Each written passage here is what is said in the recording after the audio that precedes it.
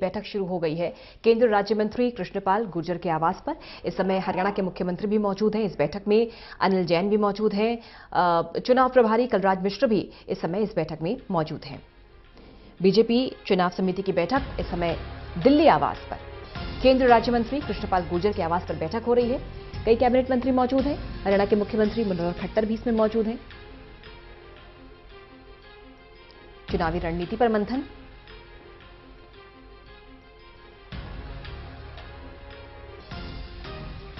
विनोद लांबा जुड़ गए हैं फोन लाइन पर। विनोद, बैठक शुरू हो चुकी है, क्या अपडेट आपके पास? कितनी देर तक बैठक चलेगी और बैठक में जाहिर सी बात है एजेंडा चुनावों को लेकर है, क्या क्या तय हो सकता है? कह सकते हैं कि आधिकारिक तौर पर जो बैठक है 9:05 पर शुरू हुई है, क्योंकि चौधरी वीरेंद्र सिंह और कैप्टन अभिमन्यु मनोहर माफ कीजिएगा मनोहर और मोदी कैबिनेट के 2 वरिष्ठ मंत्री जो भी इस चुनाव समिति के सदस्य में आते हैं, वो लोग पहुंचे हैं 9 बजे। तो 9:05 पे मीटिंग शुरू हुई है और मीटिंग तो लंबी चलेगी, क्योंकि ये पहला मौका है कि लोकसभा चुनाव के ऐलान के बाद सभी चुनाव समिति के मेंबर्स इकट्ठे हुए हैं। 1-2 मीटिंगें जरूर हुई थी दिल्ली में भी, रोहतक में भी, लेकिन वहां तमाम मेंबर्स मौजूद नहीं थे।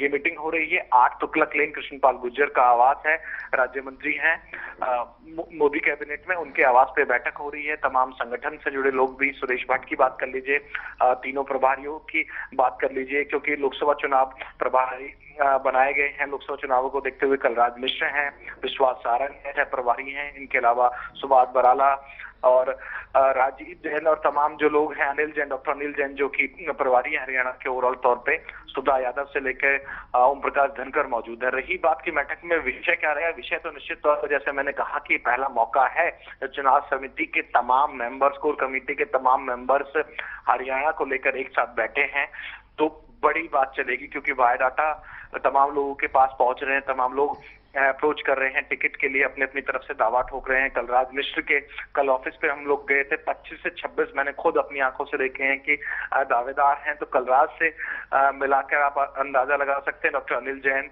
और सुभाष बराला और खुद मुख्यमंत्री से भी तमाम लोग अपने अपने हिसाब से मिल रहे हैं। और अरविंद शर्मा की आपको ज्वाइनिंग याद होगी, किस तरह से करनाल के पूर्व कांग्रेसी सांसद जो कि बीएसपी में थे मौजूदा समय में, वो भी छोड़ के बीजेपी से दामन थाम चुके हैं। तो ये 2 बड़े विषय रहेंगे। पूजा, अगर आप साफ तौर पर जानना चाहें कि टिकटों के आवेदन किसके पास कितना है, इस तरह की मीटिंग होती है तो जो तमाम नेता होते हैं, जो शॉर्टलिस्ट करके अपनी तरफ से लाते हैं, बड़े करके वो बताते हैं कि इन लोगों ने अपने बायोडाटा हमें दिए हैं और वो उस लोकसभा सीट से अपना दावा ठोक रहे हैं। एक बात तो ये रहेगी। इसके अलावा रणनीति बनाना और कुछ लोगों को शामिल करवाने को लेकर क्या नीति होनी चाहिए, क्योंकि दोनों ही विषय बड़े अहम हो जाते हैं। बायोडाटा के साथ साथ कुछ और दूसरी पार्टीज के जो लोग हैं वो अप्रोच करते हैं और कर भी रहे हैं। बीजेपी को ये पुख्ता तौर पर कहा जा सकता है, तमाम चर्चाएं भी हैं, किसकी ज्वाइनिंग करानी है, किसकी नहीं करानी है, ये तमाम विषय रहेंगे इस मीटिंग में। तस्वीरें भी हम दिखा रहे हैं अपने दर्शकों को।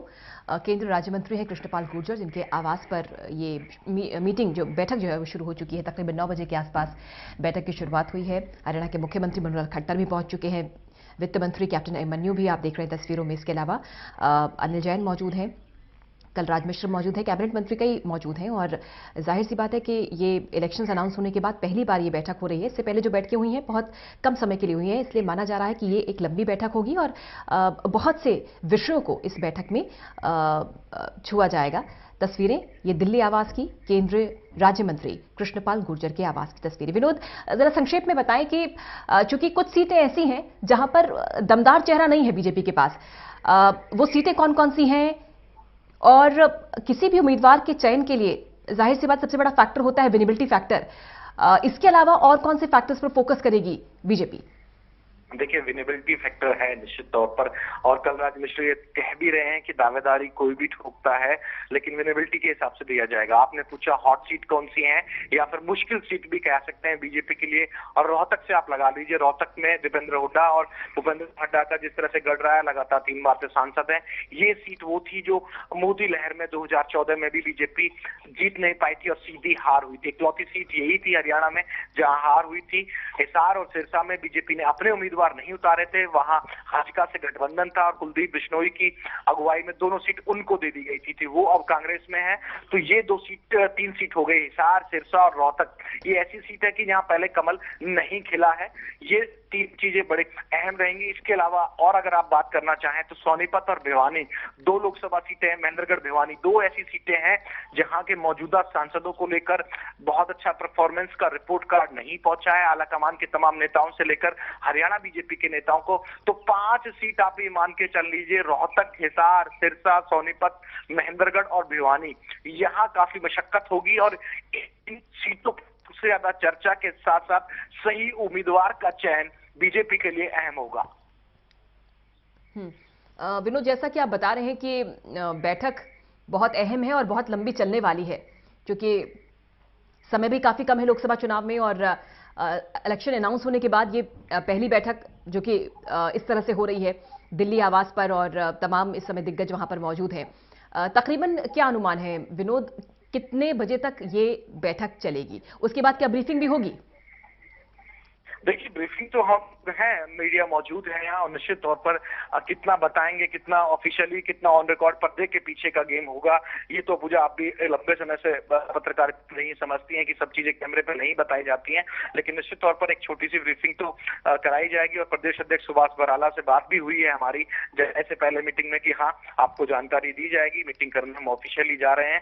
हालांकि हरियाणा भवन में मीटिंग होनी थी, लेकिन चुनाव आचार संहिता है, इस चक्कर में हरियाणा भवन को छोड़कर यहाँ मीटिंग रखी गई है। और रही बात कितनी लंबी चलेगी, ये कहना थोड़ा सा पूजा अनुमान लगाना ठीक नहीं होगा, क्योंकि मैंने कहा कि इस समिति के तमाम पहली बार लोकसभा चुनाव के ऐलान के बाद बैठे हैं और अंदाजा लगाइए, 5 मैंने जिक्र कर दिया, अगर 5 सीट पे 2-2 मिनट भी अगर किसी कैंडिडेट को लेकर बात होती है या और तमाम जो नेता अपनी अपनी लिस्ट या अपने जो उनके पास अप्रोच किया है उस पर बात करेंगे। इसके अलावा एक इंपॉर्टेंट चीज और पूजा दर्शकों के सामने रख देते हैं हम और आप इस समय जब बातचीत कर रहे हैं, तो कुछ मनोहर कैबिनेट के कुछ जो मंत्री हैं वो भी की दावेदारी कर रहे हैं। चौधरी वीरेंद्र के बेटे के लिए सोनीपत से खुद चौधरी वीरेंद्र सिंह अपना प्रयास कर रहे हैं, ये एक अहम चीज होगी। इसके अलावा कहा जा रहा है, सूत्रों के मुताबिक, पुख्ता तौर पर नहीं कहा जा सकता क्योंकि ऑन रिकॉर्ड किसी ने कहा नहीं है, उसमें कैप्टन अभिमन्यु का भी दावा बताया जा रहा है, रामविलास शर्मा का भी दावा बताया जा रहा है कि वो भी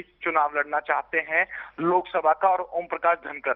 तो जब खुद मनोहर कैबिनेट के 3 मंत्री दावा करेंगे, एक केंद्रीय राज्य मंत्री के साथ साथ कैबिनेट मिनिस्टर जो मोदी गवर्नमेंट में है अपने बेटे के लिए टिकट मांगेंगे, तो इन तमाम चीजों को देखते हुए और जिस कद के नेता टिकट के लिए अपनी दावेदारी ठोक रहे हैं सूत्रों के मुताबिक, तो चर्चाएं लंबी चलेंगी। शुक्रिया आपका विनोद लांबा इस खबर पर जानकारी देने के लिए।